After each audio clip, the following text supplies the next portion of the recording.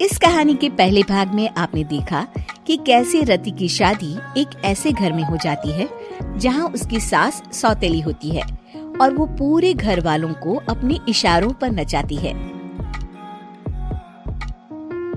रति छत से सूखे कपड़े उतार कर ले जा रही थी कि तभी उसकी नजर लक्ष्मी पर पड़ती है, जो किसी तरह चोरी से सुनील की अलमारी खोलने की कोशिश कर रही होती है। अरे, ये माँ जी को क्या हो गया? चोरों जैसे क्यों आप मेरी अलमारी खोल रही हैं माँ जी? आपको क्या चाहिए मुझे बताइए। अरे वाह, क्या चाहिए मुझे बताइए। अरे मैं इस घर की मालकिन हूँ, पूरा घर मेरे इशारों पर नाचता है और तुम्हें बताऊं कि मुझे क्या चाहिए? हट यहाँ से। और वो उसे जोर से धक्का देती है। जैसे ही लक्ष्मी रति को धक्का देती है, उसके सर पर चोट लग जाती है और वो बेहोश होकर गिर जाती है। रति के आसपास पूरा परिवार खड़ा रहता है। डॉक्टर जैसे ही उसे देखकर जाता है, रति को होश आता है। अरे बेटा, तुम दूर क्यों खड़े हो? मेरे पास आओ, मैं तुम्हारी माँ हूँ, कमला। रति के मुंह से लक्ष्मी सारंग की माँ का नाम सुनती है तो हैरान सी रह जाती है। क्या बोला रति बहू? चुप कर डायन, तूने मेरे पति और बेटे का हाल बेहाल कर दिया। अब तू मेरी बहू को भी गुलाम बनाना चाहती है? रुक, अभी मजा चखाती हूँ।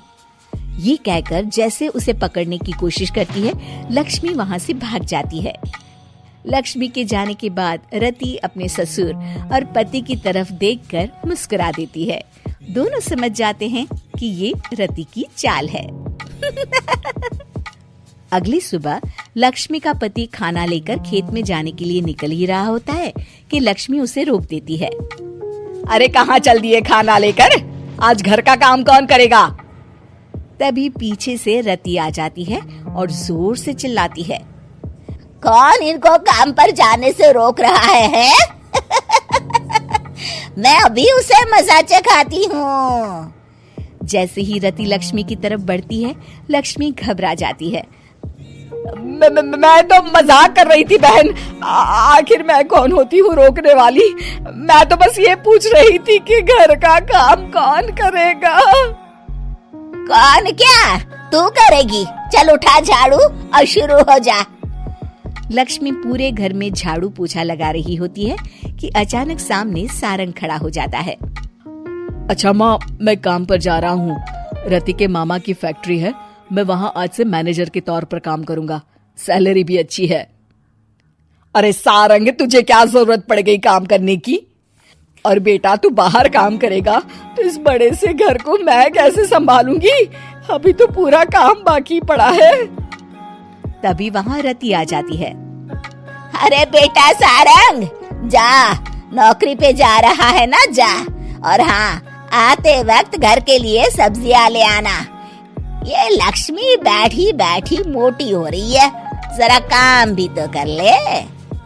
सारंग के जाने के बाद, अच्छा लक्ष्मी, सुन जरा यहाँ। लक्ष्मी अपनी बहू रति को सारंग की पहली माँ जो मर गई है वो समझकर उसके पास जाती है।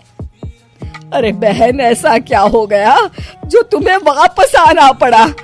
मैं तो बड़े ही प्यार से इस परिवार को चला रही थी। प्यार से तो मैं बहुत साल से तुझे मजा चखाना चाहती थी, लेकिन किसी औरत का शरीर मुझे नहीं मिल रहा था प्रवेश करने के लिए। अब से ना मैं बहू के शरीर में रहूंगी। और हाँ, तूने कोई भी चालाकी दिखाई या मेरे घर के लोगों को परेशान करने की कोशिश की तो तेरा गला दबा दूंगी।